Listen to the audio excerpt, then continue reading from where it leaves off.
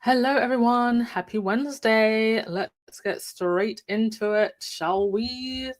Quite a bit to get into. Hello, Benjamin. Good afternoon to you as well. Hello, Church Nelly. Thank you to the mod squad. Hello, Anne. Hey, Kennetha. Hey, Wendy. Hey, Lightside. Okay. Boy, good news, bad news, ridiculous news. Let's start with the good news. The good news is that our guy Harry, he was selected in Time's 100 climate list for the most influential leaders driving business to real climate action as the founder of Travelist. And this is putting together lots of different travel companies to look at how we can make travel more sustainable, both the companies and also giving consumers more information. And he was in great company with the likes of the mayor of Paris, the president of Mexico, the minister of finance in Brazil, energy secretary in the UK, and many others. And also, Times said the following about the list. To identify this year's changemakers, Time editors spent months vetting names from across the economy. We valued measurable, scalable achievement over commitments and announcements. We favored more recent action. The result is our second annual Time 100 climate list, which represents multitudes of individuals making significant progress in influencing the business of climate change. We asked them to talk about it, hoping their words will stir others to do the same. So you know who didn't get selected? You know who didn't get selected? William and Earthworm. William and Earthworm were not on this list. Literally, just as Earthworm happened in South Africa, he did not make the list. Dear oh dear. You know, like I always say, it never had to be a competition, and I personally still don't think it is. It is on one side, on the leftover royals' side. Harry and Meghan are minding their business, and the royal household, the institution, could have benefited so much from Harry and Meghan's input. Meghan, especially, coming from a Hollywood showbiz background, the background that they wanted to diminish and degrade her for, was exactly what they needed to help them come into the modern age. But it was never meant to be. There was no modernizing this institution. And I think that it was just against the ancestral wishes that Meghan, as a woman of color, would have been used as some kind of a bridge or symbol of modernization. It wasn't in the ancestors' plan. They said, nope, you're leaving, you're protecting your peace, and this institution is never going to change. But congratulations to Harry for making this list. This is a separate list from the main Times list. We'll see if Harry and Meghan make that list. They have made it, I think, twice since leaving the royal household. Okay, on to this. Now, Justin Welby, the Archbishop of Canterbury, he has now stepped down following a scandal in the UK where it was decided that after an investigation, there is more that he could have done to uncover abuse that was happening in the church. Now, let me just say that I do not think that it is good enough that Welby is stepping down, but I don't know what in the law, if there is anything, that would be able to be used to prosecute him in any way. If he is, now, I think morally he is accountable, but whether or not there is anything in the law that would hold him accountable, I don't know if there is. But I think he should be held accountable with more than just being made to step down. Also, the main culprit in question, who was carrying out this abuse, he died in 2018, I believe. A guy named something Smith. But this is the particular guy in question that we're talking about in this case. But I believe for sure that there are others who need to be called out and exposed. And that Justin Welby is being used as a fall guy, because for sure there are others who would have known and should be also held accountable. By the way, let me know if you can hear me, folks, because I know for a fact that the internet has been playing up a lot today. I would have actually done this podcast a lot sooner. So do please let me know as soon as possible if there are any issues. But anyway, this is the same person who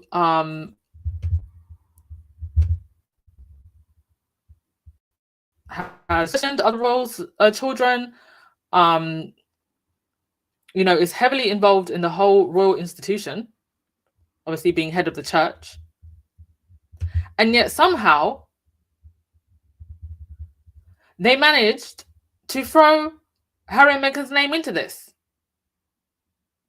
The Daily Fail, how Justin Welby fell under Harry and Meghan's spell as Archbishop of Canterbury resigns over ignoring prolific abuser crimes, how his friendship with the Sussexes raised questions about his judgment. There was no friendship with the Sussexes. He married them in the chapel like he does with all the other royals. Also, Christian's royal children. And if you want to talk about royals actually being involved and being friends with questionable people, well, here you are. Charles was best buddies with Savile. I'm actually going to check this because I've never actually gone into this, whether or not Charles even made a statement, or anybody in the royal family made a statement after the Savile expose started to happen. And then you've got Randy Andy with Epstein. So here you've got clear examples of royals being friends with nonces. But we've got the Daily Fail claiming some fake friendship that was never a friendship. He just married them in the chapel and then tried to deny a private ceremony that they had, tried to make Harry and Meghan look like liars. Now, the good thing about this is that, number one, people have gone after this tabloid rat, because we're not going to call him a journalist. And I do think that we actually need to start naming and shaming these people. There's his face. And the good thing is that people have pushed back against this a lot. I do think that the tide is turning on the tabloids. Every time there is a major scandal in the UK, a blindfolded person in a newsroom throws the dart at a board with Meghan Markle, Prince Harry, and Jeremy Corbyn written all over it. That exactly. Truly ridiculous. Okay. But yeah, nobody is having this. Nobody is really believing this. And I think that we're going to start seeing more of this. People have finally, I think, seen some sense. Okay. Yeah, and this is actually an article from the Times. Archbishop of Canterbury reveals friendship with Prince William that helped both through darkest times. So here we have a whole article from the Archbishop himself saying that he had a friendship with William. Dee saying on Twitter, the allegations will be ignored were from a decade ago, but obviously the black woman who he was made to marry 6 years ago as part of his literal job of officiating royal weddings, though no choice of her own, is to blame. No blame for the two he coronated, though. Exactly. He also coronated Charles and Camilla, and they wonder why the prince took his family and fled. Ridiculous. In other news, this popped up in the Daily Beast. Kate fake allegations forced media cleanup. Now, before I read this, let me explain how we actually got here. From the very beginning, when Kate went missing,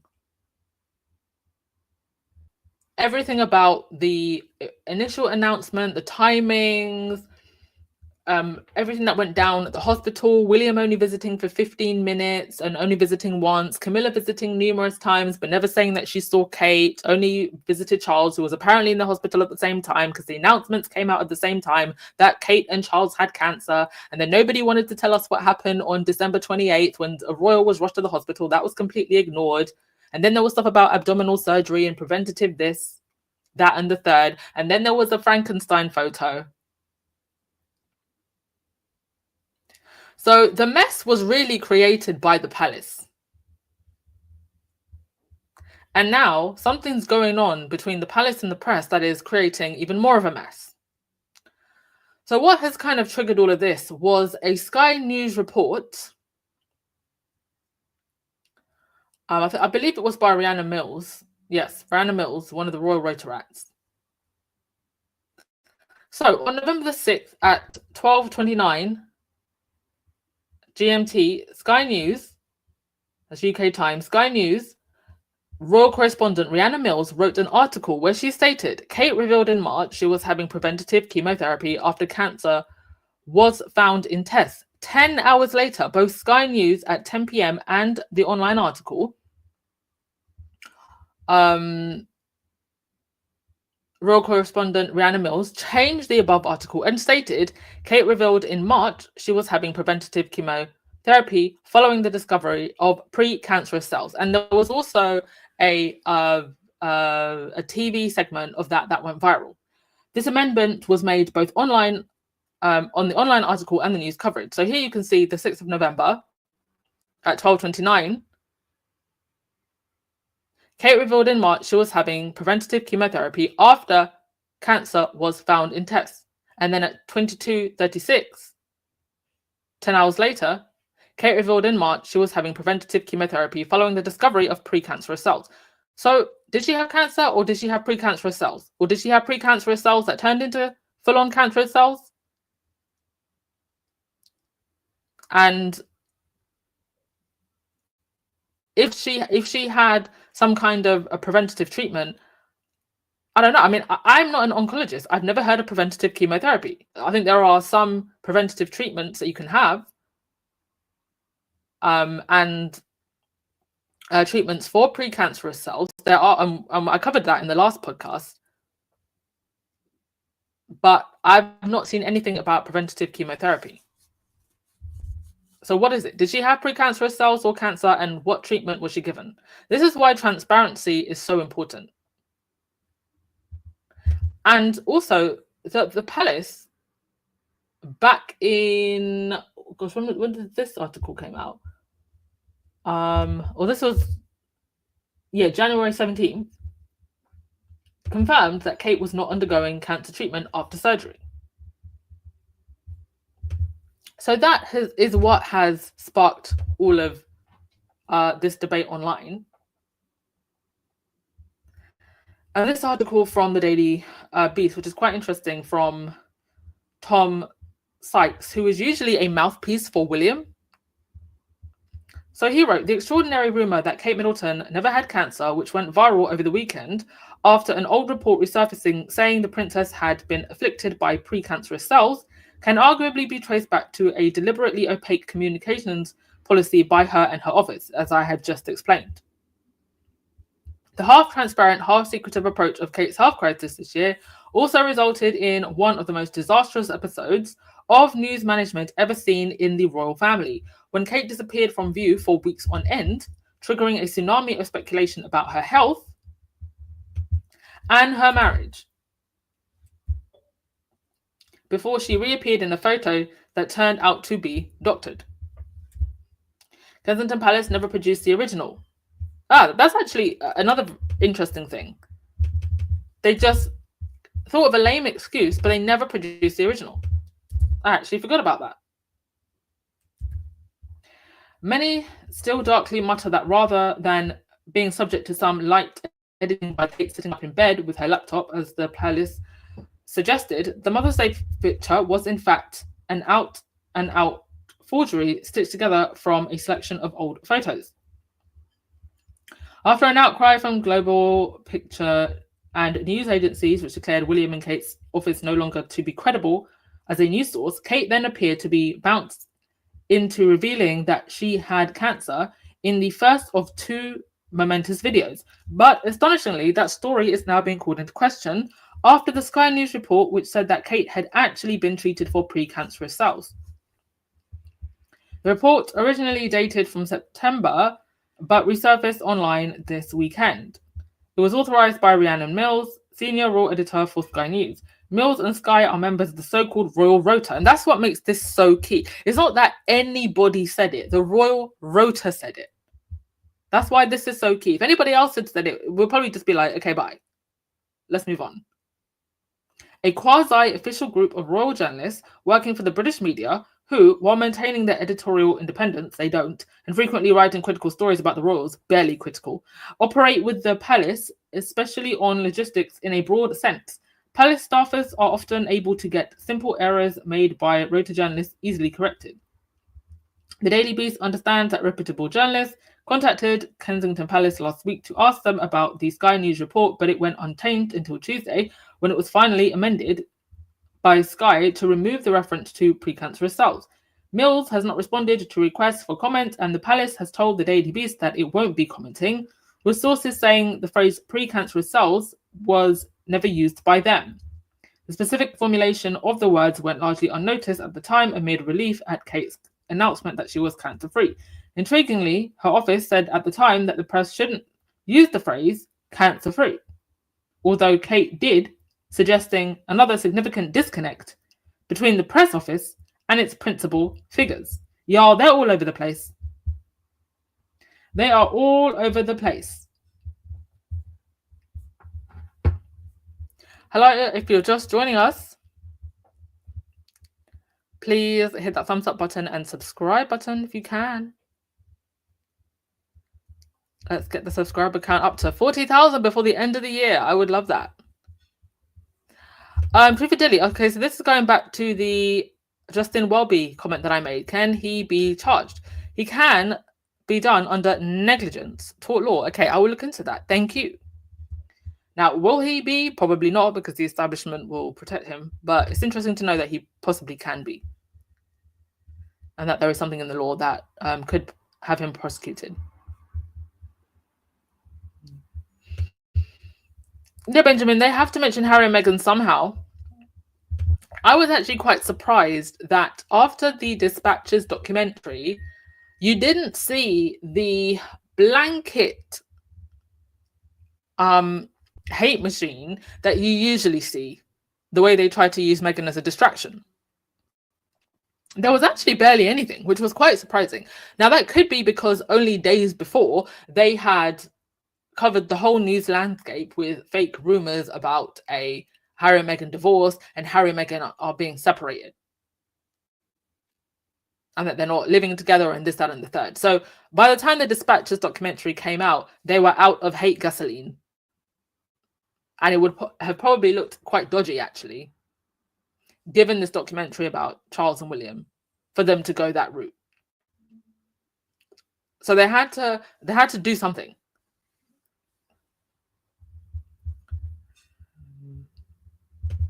Sonia, you said the Daily Mail should take their royal Battymanism to where it belongs and leave Meghan out of it. Justin Welby is a liar, and it's his karma. Well, the karma needs to be worse, because resigning ain't enough.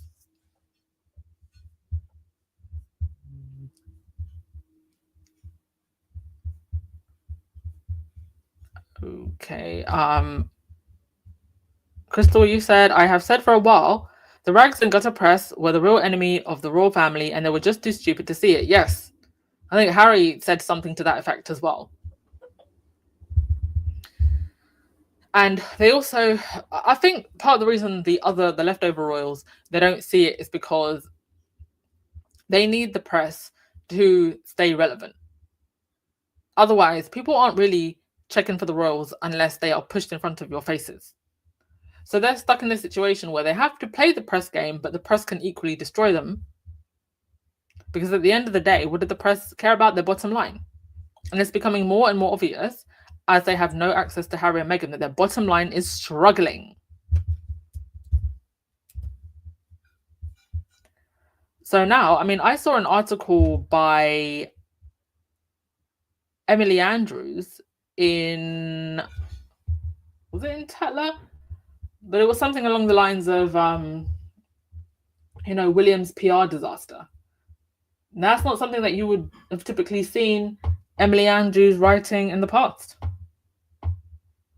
And I do believe that some of these, it was in Grazia. It was what next for Prince William after PR disaster. That was by Emily Andrews. Emily Andrews, who's up late at night tweeting about Meghan. I think they are testing the waters. They do not have access to Harry and Meghan anymore. And so they're going to have to drive that clickbait somehow else. And especially after that Frankenstein photo, I think there was something in the public consciousness that switched. Especially when you had big photo agencies and press agencies saying the royal household is no longer a reputable source. Okay, was there anything else that I wanted to no, there was nothing royal related that I wanted to touch on today. But I just wanted to end with this. You all in the United States of America, I am deeply sorry. I've said it before, and I'm sorry to be right, but the first Trump presidency, I think, was bad, but it was livable. Like, you lived through it. It came and it went. This, I think, is going to be hell. There's no other. If I just have to find a word, I think it's going to be hell. Now you have Donald Trump electing Elon and some other guy called Vivek. He's this pharmaceutical billionaire, and they have formed this new Department of Government Efficiency called Dodge after Elon's Dogecoin, which, by the way, lost people millions at one point. He apparently has been at Mar-a-Lago almost every day for the last few weeks. I would actually go as far as saying Donald Trump is not your president. Elon Musk and Peter Thiel are your presidents. And I have had many people asking me, also actually people from the UK for some time, about moving abroad and advice on moving abroad and stuff like that. And I did post on the community tab,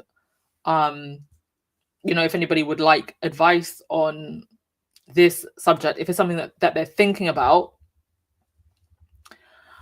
And so there were quite a few things that I wanted to do next year. I wanted to, that I've been talking about doing like a channel for things like, uplifting stuff and stuff like that. But given all of this and given the number of people that have been asking me, I think that going forward, aside from doing the royal channel day to day, obviously, I think that I'm going to turn my other travel channel and the Nomad, I'm going to turn that into a basically just a resource for people who are interested in moving abroad, but primarily from the US or the UK. I've been traveling now for almost 8 years on and off. I left the UK for over about a year and a half. I do still plan on leaving permanently at some point when I'm ready. Because for some people, it can happen very quickly. For other people, it's a process. For me, it's going to be a process. But if you're one of these people in the States who is thinking about moving abroad, or from the UK who is thinking about moving abroad, please do come over to And the Nomad. I'm literally putting aside all other projects, aside from this royal channel, of course, to focus on this, because I do think for some people this is going to be urgent. For others, maybe it's a slower process, and you can just take whatever information you want to take and think about it. But I'm just letting you all know if it's something that you've been thinking about, because I know there's a lot of Americans that listen to me. Actually, most of my listeners are either from America or from the UK. You can come over, and this is going to be like something that I really focus on over the next few years. And also, I mean, there are many other channels, and I will be giving shout outs and resources and whatever to other resources that you can go to. But for sure, I'm gonna do everything to make my channel, my travel channel, and the Nomad somewhere that you can go for this information if you want it. I know that it's not going to be for everyone. I know that not everybody can move. I know that not everybody wants to, but I'm just putting it out there for anybody who does want it, because I do think that some people can benefit from it if it's something, if you have the resources to do it. With that said, I will also say though, because I don't want to be like a I don't want to be like a doomsday person. Don't panic, folks. There's over 300 million people, in the US. Not all of them voted for Trump. There's even when you are president, there's only so much you can do. So I'm not saying panic. I'm not saying pack your bags and run. Not at all. I'm not a doomsday type person. I'm just saying, if this is information that you want, if this is something that you're interested in, as somebody that's traveled, my resource and my space for you is there. All right. With that said, I'll end with your comments, and then we will wrap things up.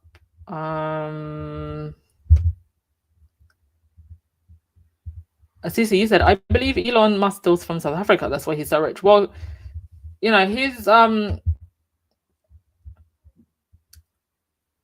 he's made his wealth in many different ways. Would I be surprised if there was some dodgy dealings that happened with him in South Africa? I mean, his father had some dealings with Zambian emeralds, and his father gave him a lot of money as well.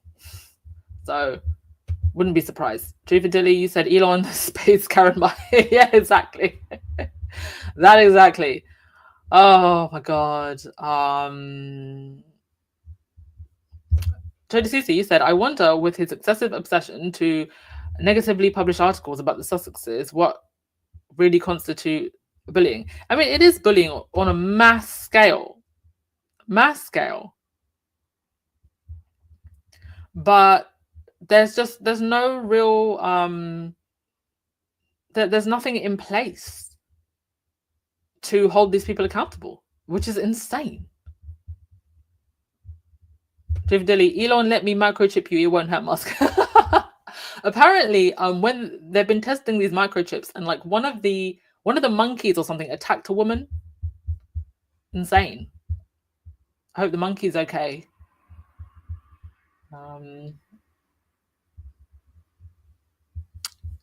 Just ending with your comments, y'all.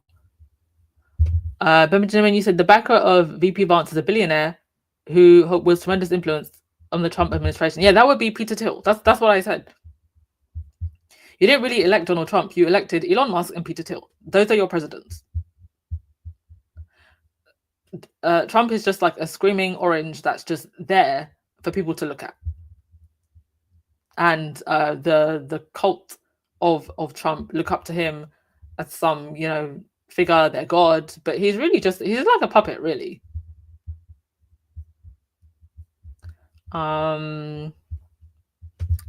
Cece, you said British tabloids need to leave Harry and Meghan alone. Absolutely, they do. And you know what? The sooner they do it, the better. Not just because it's completely and utterly unfair on Harry and Meghan, but people are starting to slowly see through this nonsense. I think even the haters are bored. Benjamin said, I'm definitely watching that new channel, and I watch Stephanie once in a while. Amazing. Yes. Go and watch Stephanie Perry. She's also an amazing, amazing Black American woman who I think she lives in Costa Rica. And there's a couple of them in this circle. There's Stephanie Perry, there's Rashida Dow, Picky Girl Travels, Driven Spice. She's a Black American that moved to Portugal.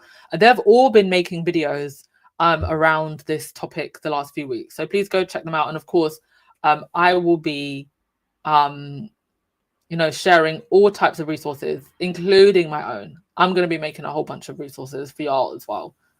But yeah, Stephanie, she's like I'm not even American, but she inspires me so much.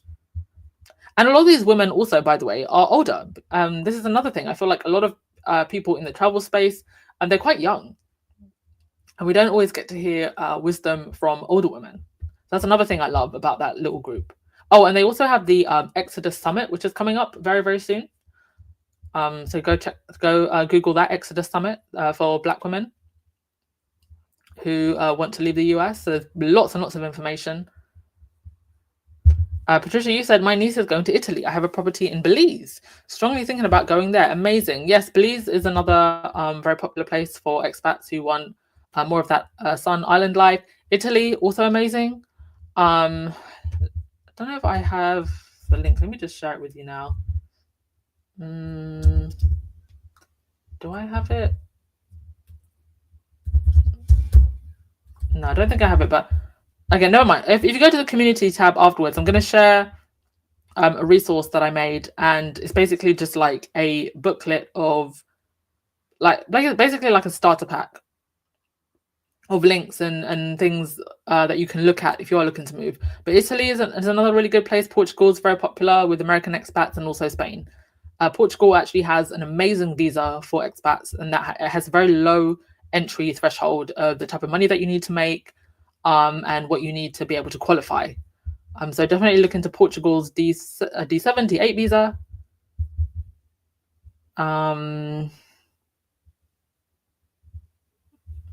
What else? Nadia, you said, this is wonderful news for a person like myself who loves to travel. We need advice on safe travel information on places that is available for people of color. Of course, Nadia, and you are more than welcome. Please do come over. I actually stopped uploading on And the Nomad just because I stopped travel vlogging. It's, constantly having to make travel videos on the road. I just didn't like it in the end. So that's why that channel kind of went flat and I didn't really know what to do with it. But I think this will be a great kind of pivot and to be able to give you information that you need. And you are more than welcome, Nadia. And obviously, being a woman of color, I can speak from my perspective going and traveling to all these countries.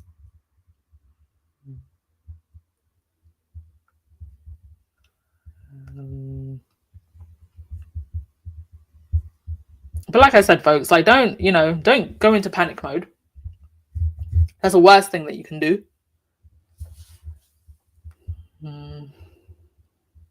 Tabloids, you said you received your copy of Royal Codes last week. Whoop, yay! Thank you to all of you who have been sending me pictures of Royal Codes and supporting it. You are appreciated so much. I genuinely hope that you are also getting something from that book, because it was really written from the heart, and it was really written actually from the place where this channel started. It started as a channel that was like life lessons inspired by Meghan.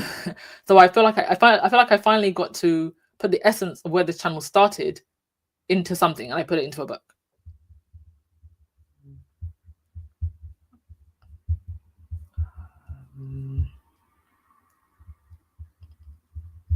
Joe Blogs, you said, I just realized today that Elon was also an illegal immigrant in the US when he dropped out of college. Do you know, I've heard a lot about this, but I have not actually read up on it. Thank you for mentioning that and actually reminding me that I need to read up on this. But I did hear about that, but I haven't read into it, so I won't comment on it. But thank you.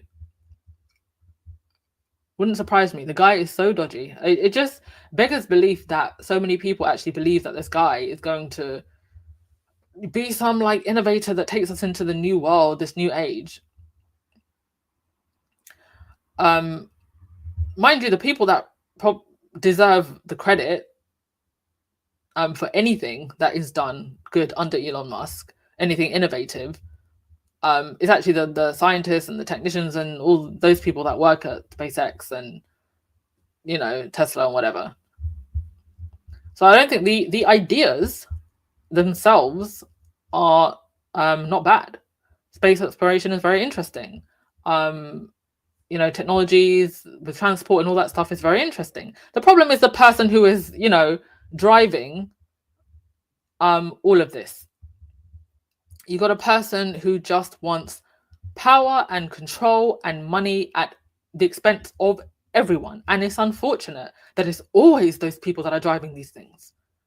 It's never people that are just genuine about their love of exploration and innovation and expansion of the human condition. It's always people that want to control it and suck the most that they can out of it.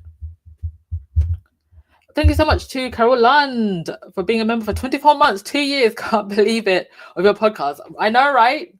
I mean, I think the actual podcast itself has been a little bit more than 2 years, but you've been here supporting for 2 years and you are much, much appreciated. Thank you. Let me just check my email, see if there's anyone else I need to thank.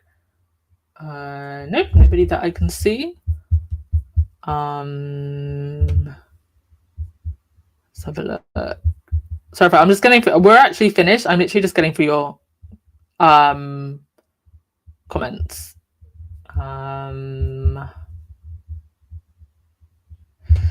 Lovely Rose, isn't Italy kind of hostile towards Black people? Well, unfortunately, I think you're going to get some level of discrimination wherever you go. That's just a reality. But I think there are certain things that you just absolutely won't experience as a Black person in Italy. You know, things to do with the police, gun violence, that type of thing. And I honestly don't think you could compare it, if I'm being honest. I think that also that a lot of the hostility is towards economic migrants. I think as an American who is coming with more money and resources, I think that you would be looked at very, very differently. So, you know, do I think that there's some racial discrimination in Italy? You know, I believe, unfortunately, that's just the reality for us anywhere we go. But I don't think it's something that should put you off, because I do know a lot of Black Americans that have moved to Italy and lived there very well. So I think it's still an option. I'm always going to stand for Portugal and Spain first, especially more so Portugal, actually, more than Spain. But Italy is a good option, and they've got great visa options and good quality of life in comparison to the US. Valerie said, Italy is amazing, and I met a man in Italy who was going back to Italy. His grandmother and grandfather were Italian. There you go. There you go. I've only ever explored Rome, and I absolutely loved it. But there's so many incredible places in Italy. And yeah, I'm going to be obviously doing my research and next year traveling a lot more. So I can tell you a little bit more about Italy from first-hand experience, I think, next year. But go and look at all of these other amazing women, like I mentioned earlier, who have lived there, who are living there, and they can tell you a lot more. There's a Black lady who I follow, actually, that moved to Iceland. Met a man in Iceland, married in Iceland. So we're out here going everywhere, living our best lives. Rhonda, too late. I'm already in full-blown panic. Don't panic. Don't panic at all. That's the worst thing that you can do. And especially, I think, if you live in a more progressive state.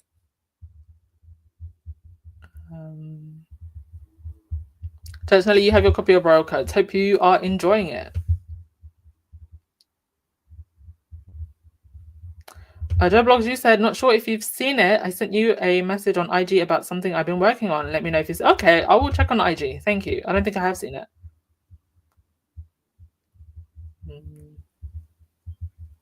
You know, Dilly, you said his brother admitted it in an interview with Musk. He was illegal for years. What? That is insane.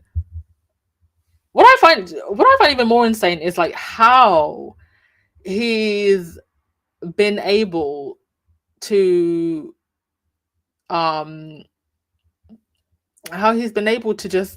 just enter the highest spheres of power. And I think it also says something about not even just the US, like the what regulations do we have in place to stop things like this? Because you essentially just have a billionaire who's brought himself into the highest seat of office. And Lemsey, Belgium is a beautiful country and nice people. I don't know much about Belgium, but thank you for letting us know. There you have another country recommendation, folks. Yes, please do join us over at And the Nomad.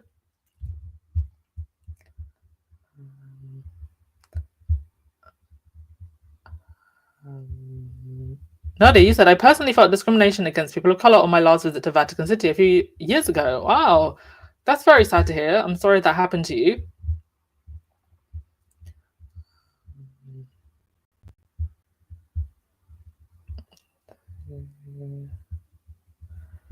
Italy said, I love Italy. The airport staff were not nice, but the people are cool, and the men like black women, and the men are beautiful. So stylish, beautiful place, first class. And there you go. Yeah, it's interesting to hear people's different experiences, and I think it's actually important to hear both sides.